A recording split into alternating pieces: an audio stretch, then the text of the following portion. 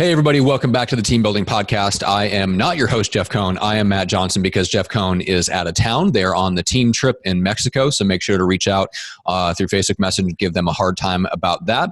But today we have a special episode for you. So recently, Jeff did the big picture training. And for those that have been maybe following the podcast or kind of in the elite real estate systems world, you might be familiar a little bit with that training. You may have caught some of it or bits and pieces. If you've been to the workshop, you may have caught part of it, but a lot of those in the listening audience haven't. So we wanted to take the big picture training, which is a longer training. We got it split up into two sections. So this is part one, and we want to really give you, in Jeff's words, an overview of what the big picture of building a team and successfully having a great real estate career is all about and what the elements are. So I'm going to take a step back and we're going to bring Jeff in. This is a live recording, so excuse any maybe some audience noise or just the audio quality is going to be a little bit different because this is a live recording as opposed to a podcast where Jeff is standing directly in front of a high quality professional microphone. So with that being said, let's jump into the big picture training with Jeff Cohn. All right, what's up, you guys? Really excited about training today. I want to welcome everyone to the first training for Elite Real Estate Systems in 2020. We are at our new office, so this is our temporary space. If you haven't already heard, at FutureCon.tech in the beginning of December, I officially announced on stage with Josh Team, the president of Keller Williams, that our group would be moving to Keller Williams at the end of January. So our real estate team is currently obviously located in Omaha, our flagship team, and is with Berkshire Hathaway. But by the end of January, our real estate team is moving over to Keller Williams. So this is our temporary space. That's why you see the KW Elite logos behind me. And then we're building out a 10,000 square foot campus that we're going to have serve as a hybrid pilot office of the future that's tech powered, that keeps the agent at the center of the transaction to continue to protect the agent's commission. So there will be a lot of different unique trainings that we're going to be offering on this very topic in the coming months. And so we're really excited to be able to bring that value to the Elite Real Estate Systems family. Of course, doesn't matter what flag we fly. So if you're Berkshire and you're upset that we've left the family, we would love to talk to you about opportunities at Keller Williams. If you'd like to know why we made this switch and this move over, you'd be welcome to reach out to me personally. You can email me at jeff@omahaselite.com to have that conversation. But of course, we have always strived to be unbiased in terms of what brokerage brand flag we fly. The concepts that we teach can be implemented anywhere in the country across any brokerage brand. It doesn't matter what brokerage you're at. As we've talked a lot of times, it doesn't matter what exact CRM tool you use or what software you invest in. What matters is that you're doing and implementing the concepts that we teach. So today, the topic that we're going to get into is called Big Picture. It's one of my favorite topics, and the reason that I show up today as the CEO, owner of both the real estate company as well as the coaching company is because this is the solid foundation that's going to help us have success in our business, not only in the months, but years to come. And it's what I would call clarity and or flow in our business. So we're going to kind of take a 10,000 foot view as to where an agent's time should be spent, where a team leader's time should be spent, from lead generation to lead conversion to engagement with our sphere of influence or our SOI. So I'm going to take you through a few of the websites that we're currently using to generate leads, and then I'm going to share with everyone strategically exactly what they should be doing to convert these leads at the highest level. This coming Wednesday, the dialogue training will be about how to best engage with leads that we're bringing in from these different mediums. So I'm excited to talk about this topic. I'm not going to be the only one today at lecture style. I'm actually going to challenge my team that's in the room with us. Everyone in the room has been with us for over 12 months. So anyone in this room that's a licensed agent, anyone in this room should be able to come up and teach this class. So I'm going to give you each an opportunity to engage. I'd invite our national audience if you'd like to ask any direct questions. We'd love for any interaction that you guys want to have with us today as well. As most everyone in this room should know, we have a few people visiting. We have professional grade production equipment that's set up here. So ultimately we are a studio streaming nationally and internationally to thousands of people that consume this content both live and recorded. So obviously you see mics throughout the room, you see wall mounted cameras. All of this solution has been created to provide this training element for anyone in the world that wants to access this content, as well as our brokerage who gets to access it all for free, both live and or in the recorded library. So to kick it off, I'd like to first talk about leads. And so where leads come from. And I'm gonna just write down every idea that you guys have. Number one, leads. Any successful salesperson is gonna have to create lead opportunities. And there's millions of places that these leads come from. So let's just start spitballing a couple ideas. Sphere. So sphere would be SOI. That's sphere of influence, and that's one of the 3 funnels that we're going to talk about today. What else? Internet leads. That's another funnel that we're going to talk about today. Where else? Cold calling, prospecting. Cold calling or prospecting. That's another funnel. This is actually looking like we scripted this whole training, and we did not. So within each of these funnels, which we've separated the types of leads that could come in, and I think I'm the only coach in the country that speaks about leads in these 3 ways. One is sphere of influence, one is internet leads, and one is prospecting leads. And the way I denote and or separate what each of those leads represents is SOI is someone that knows your name. It doesn't matter, if they know you're Derek, you're John, and you're a realtor, they're your sphere. And you should have a database either in the MLS or in your CRM that has every one of their first name, last names, their home address, their email address, and their best phone number to be reached at. And we do that, we create that database so that we can engage with that lead and provide them with value over time so that when they buy or sell their next home, they reach out to us. But more importantly, so that when they refer a real estate agent to their friends or family or colleagues, they're referring us. And it's all about engaging that sphere. And we'll get into that at different trainings, but that's really the delineation between what is sphere. Internet lead, we categorize that as any lead that comes into the brokerage. It could be a sign call, it could be a walk-in, but typically most of the leads that are coming into our brokerage are internet-based leads. We get about 2,000 leads a month on the internet. And then the last category, when we call it prospecting, of course you prospect to your sphere and you prospect the leads that we're calling internet leads, but this isn't that type of prospecting. This is where you're cold calling. You're calling someone that doesn't know who you are. You're door knocking, you're doing an open house, you're sending out letters, you're calling expireds or FSBOs, that's prospecting. And what we found over time as we've researched thousands of hours of top teams and agents across the country, usually 70% of their business comes from one of these mediums and 30% comes from everything else. And what we have done strategically with each agent within our organization, what we submit to you as an agent and or team leader across the country, is that you find what mediums work best for you. Where someone in the room, who here is amazing with their sphere? Who here in the room has more than 70% come from their sphere? So Clayton's hand goes up. Who here has more than 70% that comes from internet leads? That just predominantly works internet leads, Derek. And then who here has 70% come from prospecting? And it'd probably be Lee. So like every person is built differently. We don't teach people philosophically on our team that they should only do one thing. We actually teach new agents, and this is what I would submit to anyone watching that's done less than 30 transactions. Do all 3, put 33% of your time into each of these buckets, and then at the end of the year or even quarterly, analyze each bucket and ask yourself, where did your business come from? And what will happen is analytically over time, you'll start to have statistical data to help you feel more confident and comfortable moving forward with 70% of your time into one of these 3 buckets, because you're gonna find where you can have the most success. So before I pull up some of the slides that I have to share with you guys today, give me the top 5 lead sources from each medium. We'll start with sphere. So sphere is obviously anyone that knows your name. What's the best way to engage with your sphere, I guess I should ask. Best way to engage. What do you guys think? And this can go out to national audience members as well. I'll take the first one, and that I would just call CRM, which I've already said that. But CRM stands for Client Relationship Management. That's very weird. Why would you need to have a software tool to have a relationship and manage the relationships? Well, it's easy to manage 10 relationships. How do I manage 100? How do I manage 1,000? Is it even possible to have 1,000 relationships? Today, as I stand here with this presentation, January of 2020, I have 300,000 people in my CRM.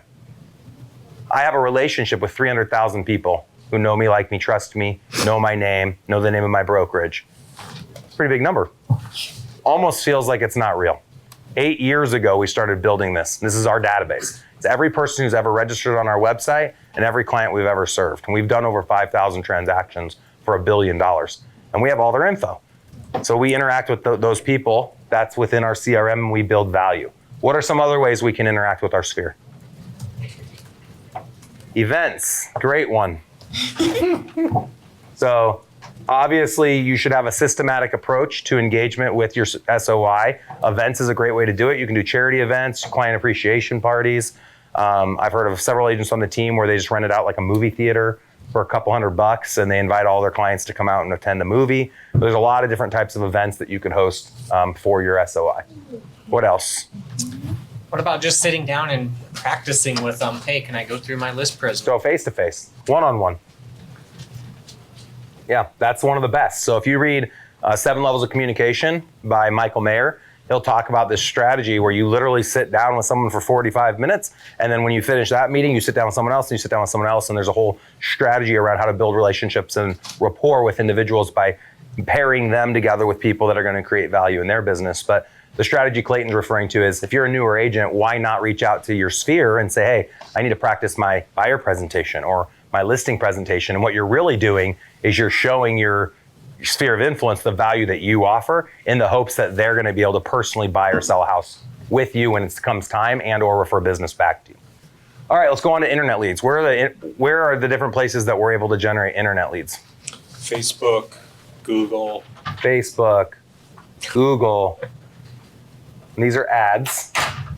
Where else do you guys get internet leads? Craigslist. Craigslist.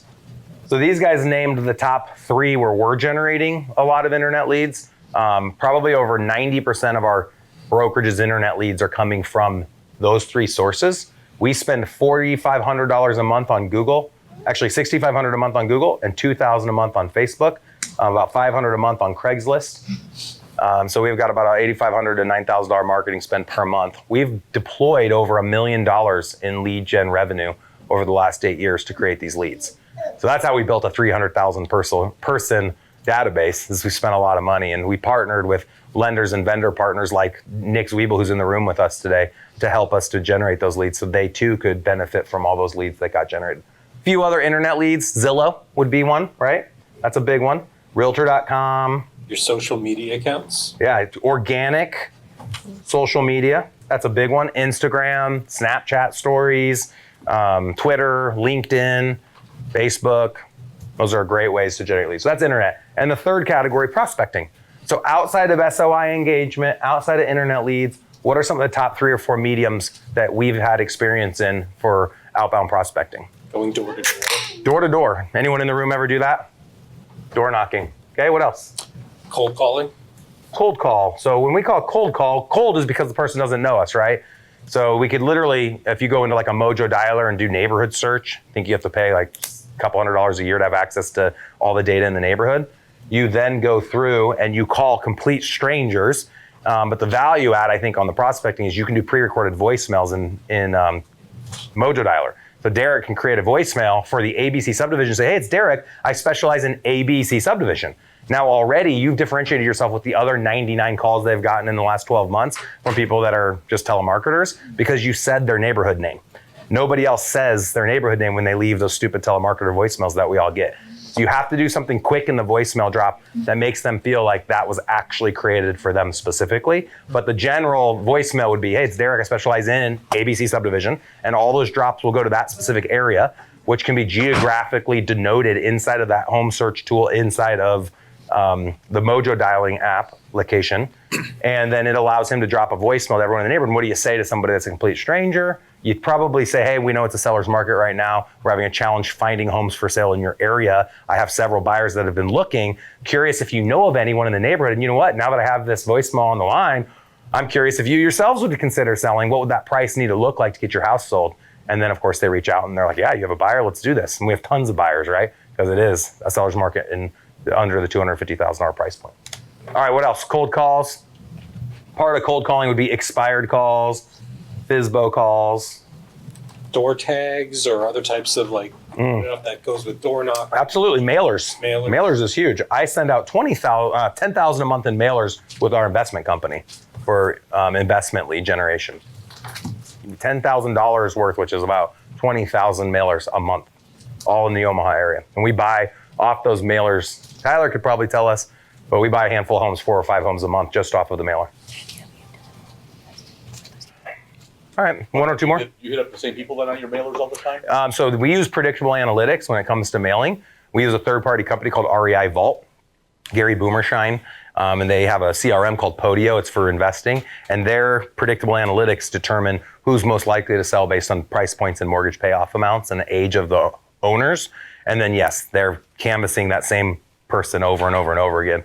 And we do the door hanger, we send the mailer, we make a cold call, we'll door knock, we'll do pixel ads that are popping up on their Facebook so they see us everywhere. You want it to have 7 touch points, 7 different mediums to touch somebody that's cold to give you the best chance of them picking up a phone and reaching back out to you. So a few of the internet lead examples that I wanted to pull up today.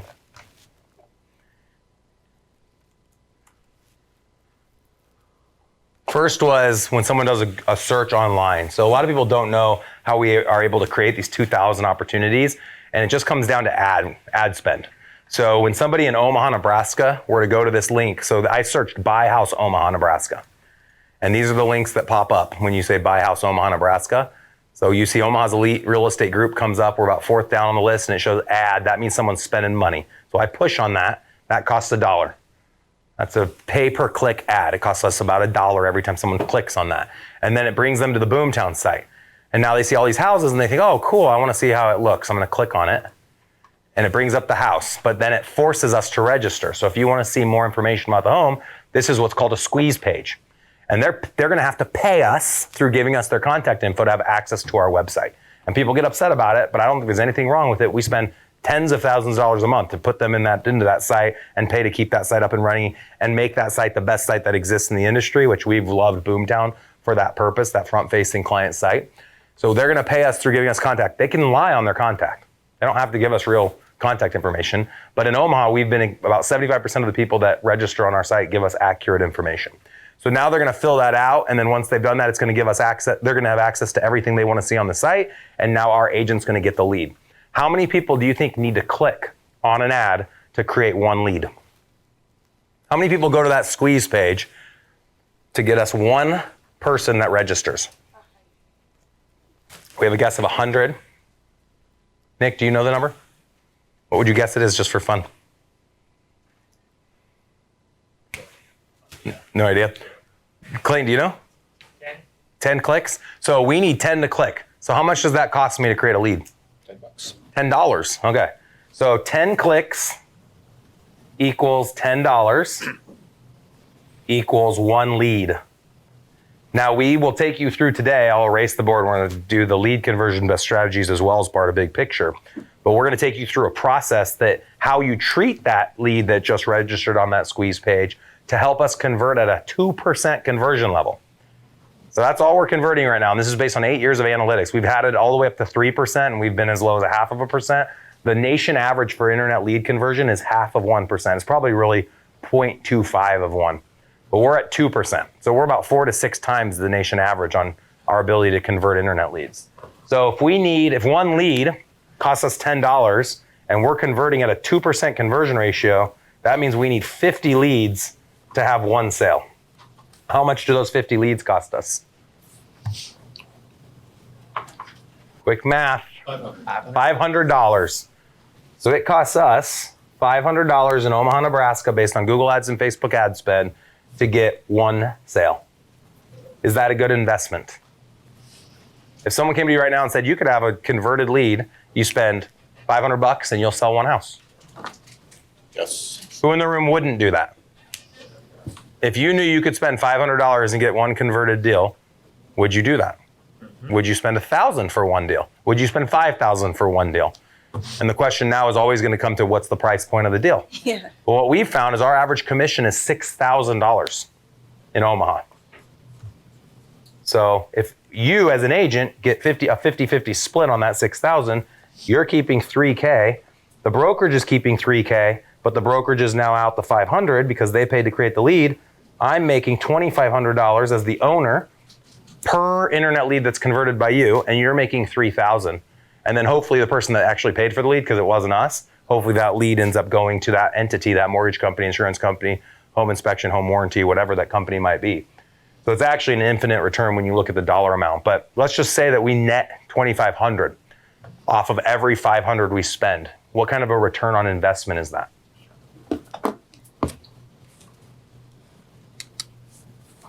you spend 500 and you make 2,500, what's the ROI? So if you spent 500 and you made 500, it'd be 0. If you spent 500 and you made 1,000, it'd be 2x. It's 5x. Yep. It's a 5-time return, or 500% in the investment world. So go to anyone you know that's an expert in investing and say, what if I had an opportunity for you where if you invested $500, you could make $2,500 within 6 months if you put in the right work? That's insane. So really it's a 10x if you annualize it over a year. 10x return. I don't know anywhere you can make that kind of money in the market. You will make that money with internet leads if you're willing to spend the money and put in the time to convert those leads. And so what we did, and why I call this big picture, is our company 8 years ago created clarity around our ability to generate leads to agents. So it's a huge win-win-win. Our vendor partners pay for the lead, so they end up getting those leads coming back to them. The agent gets a lead for free. They don't take any risk. They don't have to put any money up. They have to put time and energy up. And then I orchestrate all of it and provide all the systems and resources and know-how on how to convert the leads. And that's the trifecta win-win-win. The agent gets 50% of the commission, and the brokerage takes the other 50%, and the vendor partner pays to generate the lead. So that's, in a nutshell, the first half of what this training's all about. It's where are the lead sources? How much does it cost to generate a lead? What's the typical lead conversion percentages? And what the expectation should be for an agent receiving leads. Now, there's obviously lead sources that can convert higher than 2%. And sometimes you'll have a case where someone comes in and they buy a house on the first day, and you don't make a ton of calls to them and it's super quick and turns around. Other times you'll have someone in the database for 7 years and then they'll call you to list their house 7 years later. But our average time that they're in our system before they go under contract is about 6 months. So for every lead we've converted off of the internet, it's taken on average 6 months from the day they register to the day they go under contract, and another 45 days before it closes and the agent gets paid. So when we recruit a new agent, we have an agent in the room today that's still taking their classes.